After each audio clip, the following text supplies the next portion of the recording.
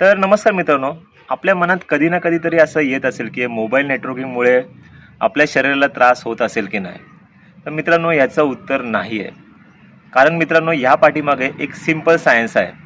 आपल्या सर्वांना माहीतच असेल की पृथ्वीच्या अवतीभोवती वायुमंडळ आहे, म्हणजेच ॲटमॉस्फिअर. आणि त्या ॲटमॉस्फिअरमधून आपण ह्या ज्या काही रेडिओ फ्रिक्वेन्सी आहे त्या ट्रान्सफर करत असतो आणि यालाच आपण इलेक्ट्रोमॅग्नेटिक स्पेक्ट्रम असे म्हणतो.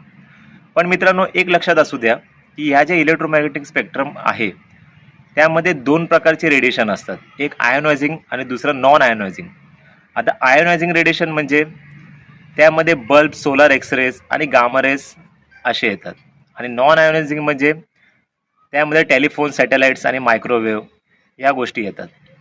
तर मित्रांनो, आपल्या मोबाईलमधून जो रेडिएशन बाहेर येतो तो नॉन आयोनायझिंग असतो, म्हणजेच त्याचा आपल्या शरीरावर काही परिणाम होत नसतो. पण जो आयोनायझिंग रेडिएशन असतो तो आपल्या शरीरातल्या केमिकल बॉन्डला ब्रेक करून आपला DNA डॅमेज करतो, म्हणजेच एक्सरे आणि गामा रेज. पण मोबाईल रेडिएशनमुळे हे असं काही होत नसतं.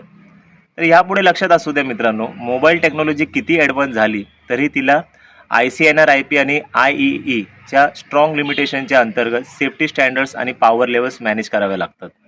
तर चला मग मित्रांनो, ही इन्फॉर्मेटिव्ह व्हिडिओ तुम्हाला आवडली असेल तर व्हिडिओला लाईक करा आणि चॅनलला सबस्क्राईब करा. जय हिंद.